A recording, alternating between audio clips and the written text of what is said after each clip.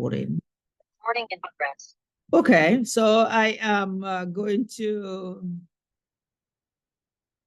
let's do number 8. A woman has 3 skirts and 4 blouses. Assuming that they all match each other, how many different skirt and blouses combination can she wear?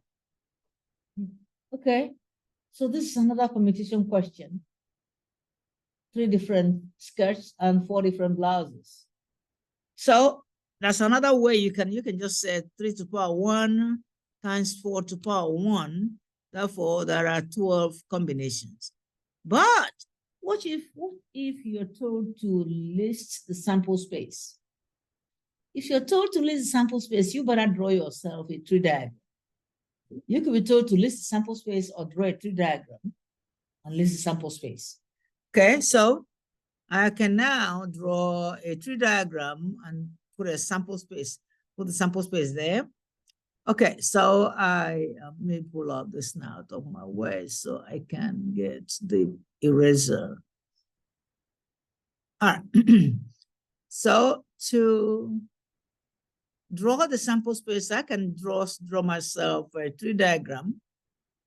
All right, so I start. Okay, so this is the woman. She has 3 blouses. And then she has 3 skirts.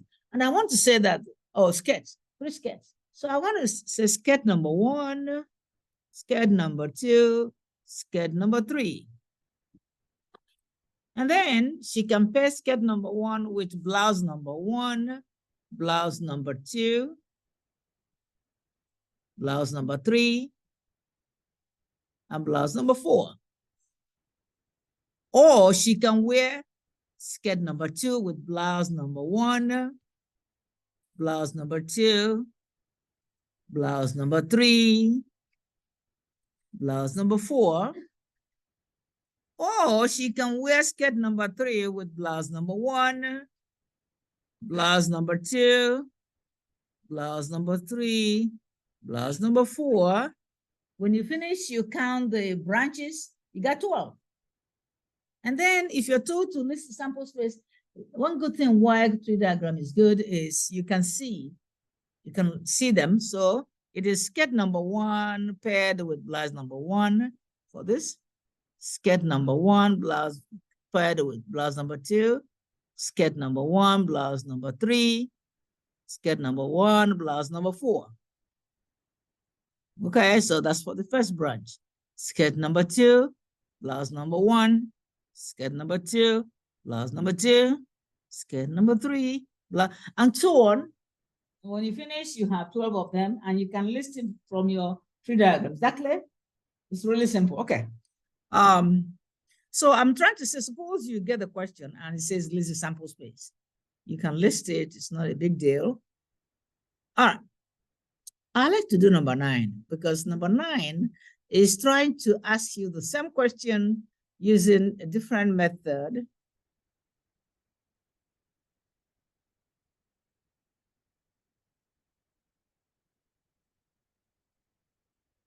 All right.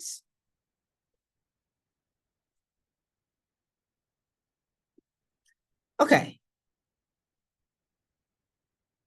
I wanted to know, find the probability of the indicated event.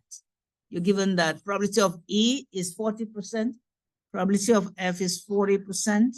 You're also given the probability of E or F. Okay, and you are told to find probability of E and F. So this is an indirect way of seeing that you know. Do you actually know the general rule? So you write out the general rule. P, E, or F is equal to P plus PF minus PE intersection F. We know some of them. What do we know? We know that PE is 4.4. We also know that PF is F is 0.42 minus E intersection F It's not given to me, but E or F is given to me, 0.7475. How in the world would I find PE intersection F? How would I find somebody? How would I find the missing probability? Yeah, just solve the arithmetic. And when you finish, this is 0.8, this 2. So minus 0.8 on both sides. And minus 0.8, this will go. And so I have negative 0.05 is equal to negative probability of E intersection F. They are both negative, so I divide both sides by -1. So I have probability of E intersection F is 5%. In other words, if I do this experiment 100 times, 5 out of 100 will be the intersection of E and F. Because remember, you will be asked to explain your probability answer. And it's always good to quantify your probability answer with numbers. If I do this experiment 100 times, 5 out of 100 will be E intersection F, will be the N. Is that clear? All right. So let's go to another number. Let's look at number 10. I'm as fast as I can, but there are some questions that ring bells. A salesperson must travel 10 cities. This person must go to 10 cities.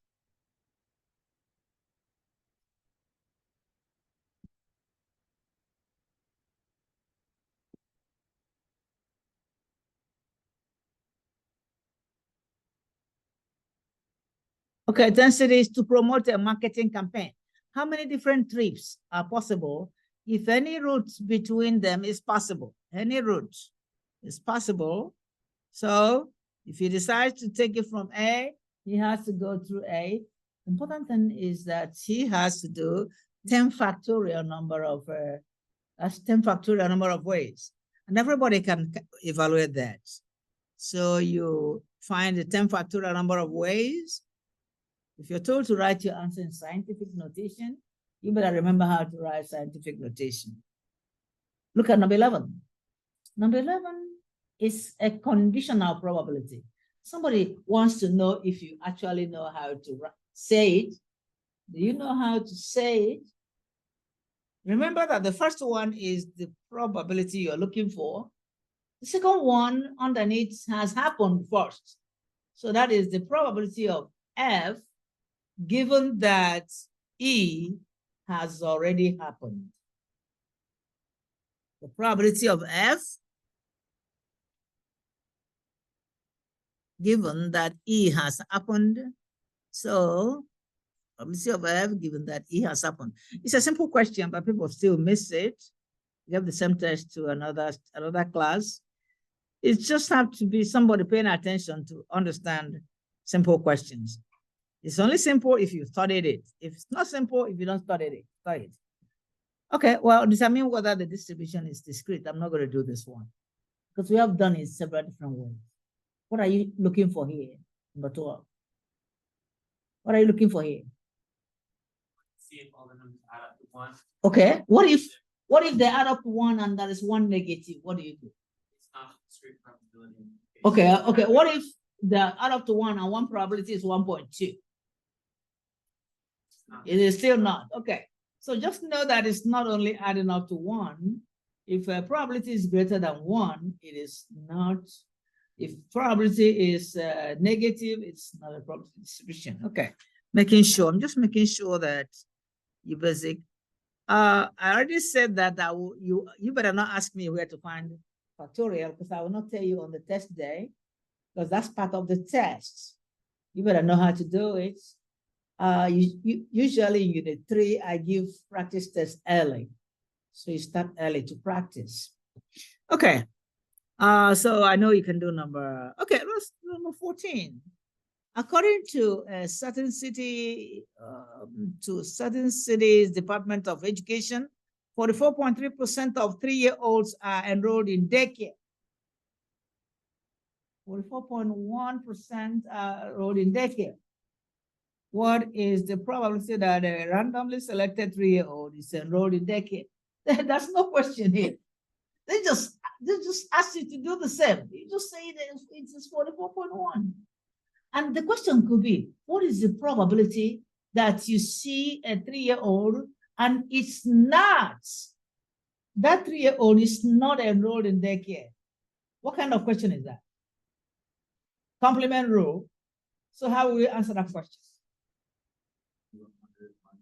Exactly. 100 minus 44.1.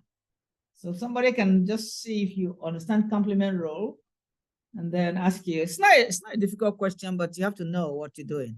Look at number 15, complement again. I will not do that. I know you. If you studied, somebody's going to know. If you fail a question on complement, somebody is not studying. So look at that question. It's a very simple question, but it's only those who study that will know what it means. Okay, we're skipping that. We are skipping 16 also because we got, there are 40 of them, so we're not going to be doing everything. I want to do binomial.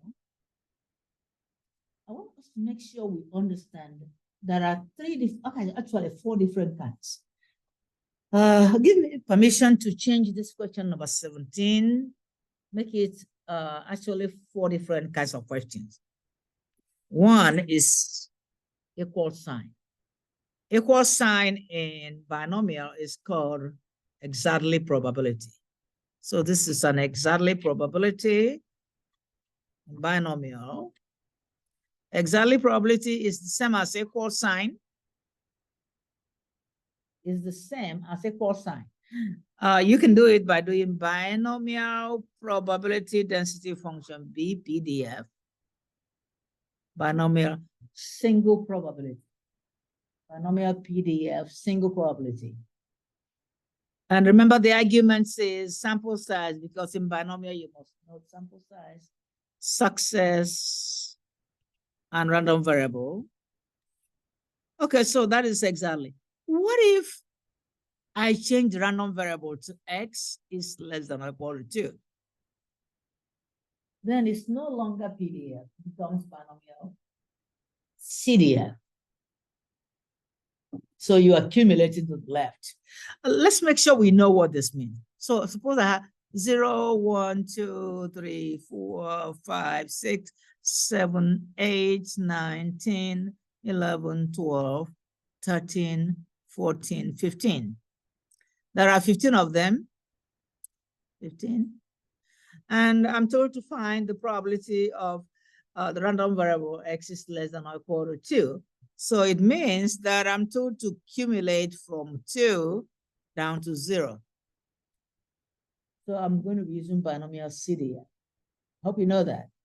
Or I can do binomial PDF of 0 plus binomial PDF of 1.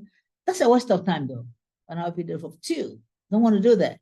So what you're going to do is binomial cumulative density function, binomial CDF, because you are accumulating to the left. Then before you accumulate, you ask yourself, is it less than or equal to? Yes. If it is less than or equal to, random variable is included. Therefore, it is sample size, success.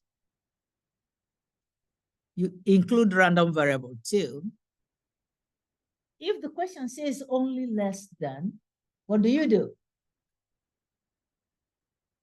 If the question says less than only, random variable is not included. So be careful. Even though it says less than or equal to, but if it says only less than, random variable is not included. So you skip down to the next lower integer. Is that clear? Mm-hmm. And I hope you remember that binomial is discrete. So you are not supposed to write 1.9 there. If you do, your calculator will tell you to quit. All right. Well, suppose the question is the random variable is changed to x is greater than or equal to 2. It actually means that you are accumulating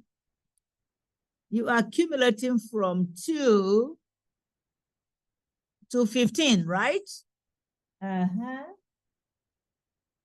So you can do complement rule, 1 minus binomial CDF. Because 2 is included, you cannot subtract 2. You subtract 1. So you got 15.25 and 1 is going to be there, not 2. Because 2 is included. All right. I need to stop recording.